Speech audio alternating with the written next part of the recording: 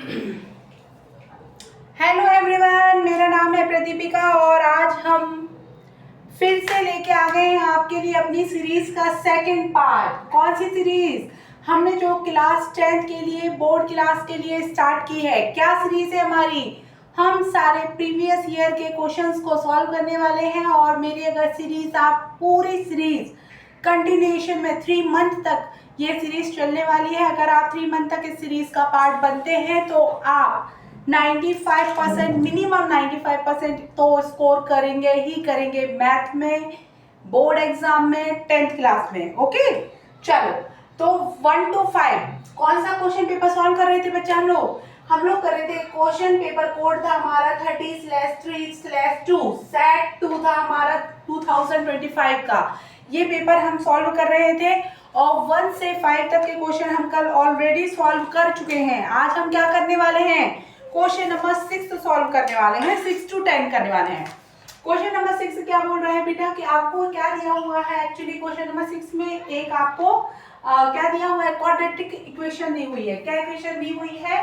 Quadratic equation दी है आपको 7y² minus 11y3y minus 2/3 बराबर में 0। क्या बोला गया है? इसके जीरोस क्या होंगे?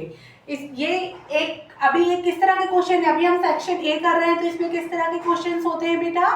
एमसीक्यूज होते हैं। एमसीक्यूज होते हैं तो ये क्वेश्चन दिया हुआ है और इसमें 4 ऑप्शन दिए हुए हैं और आपको पूछा गया है कि इसके जीरो क्या होंगे। कैसे निकालते थे बेटा किसी भी क्वाड्रेटिक इक्वेशन के जीरोस?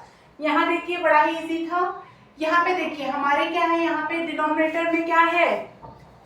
सॉरी, ये एक्चुअली अपन को जो दिया हुआ था ना, ये इस फॉर्मेट में दिया है, ठीक है ना, बराबर में जीरो नहीं दिए हुए। क्वाड्रेटिक इक्वेशन दी हुई है और बोला गया है कि इसके जीरो बताइए क्या होंगे, ठीक है। अच्छा, तो हम जीरो निकालने के लिए क्या करते थे? इक्वेशन को बराबर में क्या कर लेते थे? जीरो पुट कर लेते थे, करेक्ट। अच्छा, अब क्या है, यहाँ पे डिनोमिनेटर दिया हुआ है, फ्रैक्शन वाले नंबर्स हैं, तो इस तरह के नंबर्स को सॉल्व करना क्या होता है, किस तरह से सॉल्व करते हैं बेटा? हम क्या करेंगे, इनमें से 3 को कॉमन ले लेंगे, ठीक है, और 3 को कॉमन लेके क्या कर देंगे, उसे दूसरी साइड ट्रांसपोज कर देंगे। अब इस इक्वेशन में से 3 कॉमन लेना है हमको, तो देखिए 7 के पास तो डिनोमिनेटर में 3 नहीं है, तो हमें क्या करना पड़ेगा? 7 को डिनोमिनेटर में एंड नॉमिनेटर में दोनों में पहले 3 से मल्टीप्लाई करना पड़ेगा। किस तरह से? 7 × 3 divided by 3y² minus 11/3y minus 2/3 और बराबर में फिर हमारा क्या आ जाएगा यहाँ पे लास्ट में 0। ठीक है, कोई कंफ्यूजन नहीं ना? ऐसा हम कर सकते हैं ना, अगर कोई भी टर्म है हमारा, अगर ऊपर और नीचे न्यूमरेटर में एंड डिनोमिनेटर में अगर हम किसी एक ही नंबर से मल्टीप्लाई कर ले तो कोई इशू है नहीं, क्योंकि देखो बेटा हमने ऊपर भी मल्टीप्लाई किया और नीचे भी किया है, तो इससे क्या होगा, इसकी वैल्यू में कोई फर्क नहीं पड़ेगा, हमारे इक्वेशन में कोई चेंज नहीं आएगा। वो सारे चेंजेस हम कर सकते हैं अपनी इक्वेशन में, जिससे हमारे ऑल ओवर इक्वेशन में कोई फर्क ना पड़े। आप देखिए इसको सॉल्व करेंगे तो दोबारा यही बन जाने वाला है, इसलिए हम ऐसे इस तरह से ही सॉल्व करते हैं। अब देखिए सबके डिनोमिनेटर में 3 है, 3 हम क्या कर लें, कॉमन ले लें। कॉमन ले लिया तो हमारे के पास क्या बचेगा, ये इक्वेशन बचेगी फाइनली, बराबर में 0। ये यहाँ पे मल्टीप्लाई में उधर पे जाएगा तो डिवाइड में हो जाएगा, 0 के साथ जो भी चीजें जाएंगी मल्टीप्लिकेशन में या डिवीजन में वो सब क्या हो जाएंगी, 0 हो जाएंगे। इसको हमने क्या कर दिया, उस साइड भेज दिया, तो अब हमारे पास क्या इक्वेशन बनी, ये इक्वेशन आ गई फाइनली।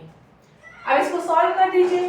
कैसे करेंगे भाई? हम क्या करते हैं, इसका और इसका क्या करते हैं, किस तरह से सॉल्व करते हैं, इन दोनों के हम प्राइम फैक्टराइजेशन करते हैं, ये वाले के और ये वाले का, और उनको इस तरह से प्लस माइनस करते हैं कि आपका क्या है, बीच वाली टर्म आए, इस तरह से उनको प्लस माइनस में रखते हैं कि मिडिल टर्म आए। इनका प्राइम फैक्टराइजेशन करेंगे तो क्या आएगा, 21 का करेंगे तो क्या आएगा, ठीक है, और क्या है साथ में अपने पास, ये वाला 2, तो क्या है अपने पास 7, 3 and 2। किस तरह से हम बनाएंगे जोड़े की, 11 आए उनको प्लस माइनस करने पे, 7 × 2 14 माइनस 3 क्या आ जाएगा 11, तो इस तरह से हम पुट कर दें बीच में। क्या करेंगे हम, देखिए 14y माइनस रखेंगे कि प्लस रखेंगे, क्यों, क्योंकि एट द एंड हमको क्या चाहिए, एट द एंड हमको 11y चाहिए। अब देखो माइनस 14y प्लस 3y तो क्या आ जाएगा, -11y। करेक्ट। अभी क्या करेंगे, इसको एक साथ ले लो और ये वाले को एक साथ ले लो। इसमें से क्या कॉमन निकल सकता है, 7y, तो अंदर क्या बचेगा 3y माइनस 2। और इधर पे सेम, हमारा सेम ही आ रहा है तो हम इधर पे क्या ले लें कॉमन, ओनली 1 ले लें। करेक्ट। अब इसके जीरोस क्या आएंगे, यहाँ पे बता रही हूँ, जगह नहीं है यहाँ पे, तो यहाँ पे बता रही हूँ, ठीक है। कैसे आएंगे बेटा, क्या क्या आ गया अपने पास, दो चीजें, 3 माइनस 2 आ गया, और क्या आ गया साथ में 7y प्लस 1 आ गया, बराबर में क्या आ गया 0। तो क्या हो गया, इस टर्म से क्या आएगा, y की वैल्यू 2/3, और इस वाले टर्म से क्या आएगी y की वैल्यू, आ गए जीरोस ऑफ दिस इक्वेशन।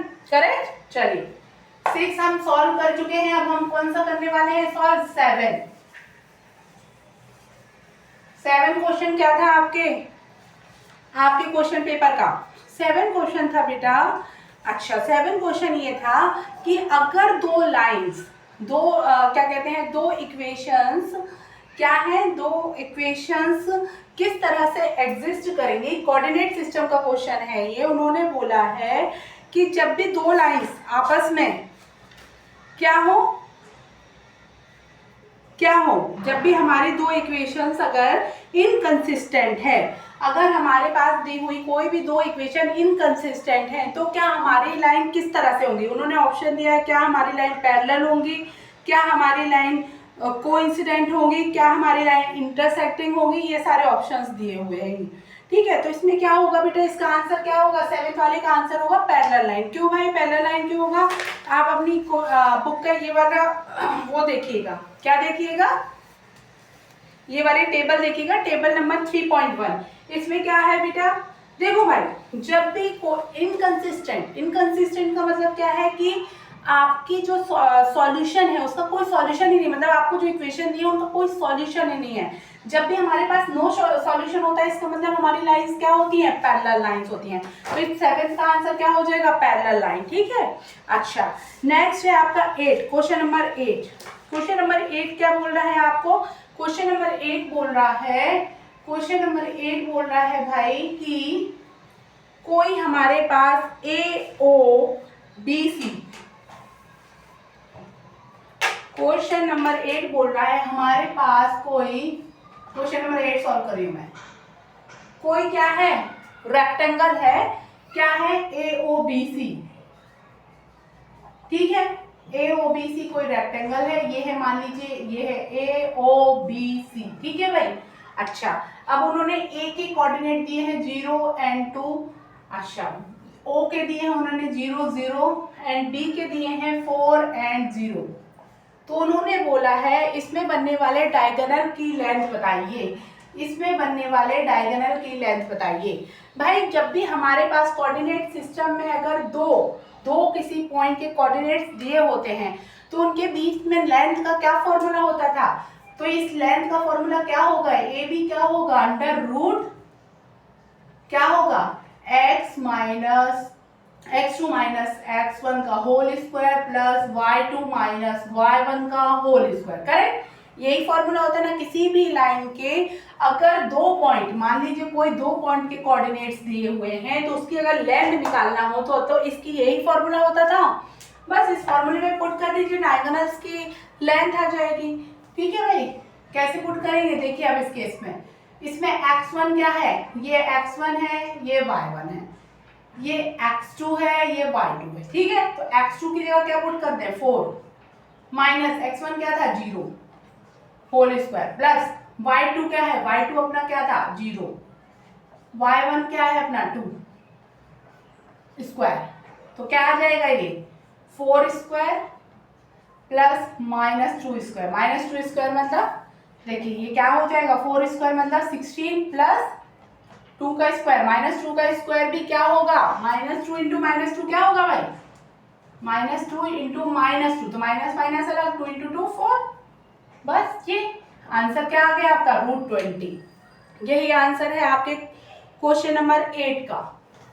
चलिए अब 9 सॉल्व करते हैं। 9 क्या बोल रहा है, क्वेश्चन नंबर 9 क्या कह रहा है, क्वेश्चन नंबर 9 कह रहा है,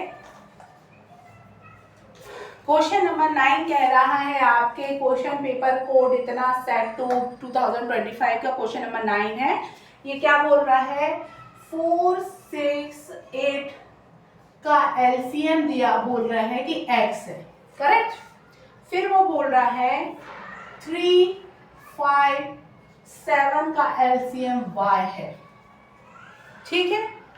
अच्छा, तो वो बोल रहा है कि x और y का एलसीएम, x और y का एलसीएम हमको फाइंड आउट करना है। और उसने कुछ हमको क्या दिए हुए हैं, कुछ ऑप्शंस दिए हुए हैं। जैसे ऑप्शन नंबर ए दिया हुआ है, ऑप्शन नंबर ए क्या दिया है, p = 16 बाय, बी दिया हुआ है p = 35x, सी दिया हुआ है p = 12 बाय, डी दिया हुआ है p = 8x, करेक्ट। इस तरह के कुछ ऑप्शंस हमको दिए हुए हैं, ठीक है। तो हमें क्या करना है, इन्हें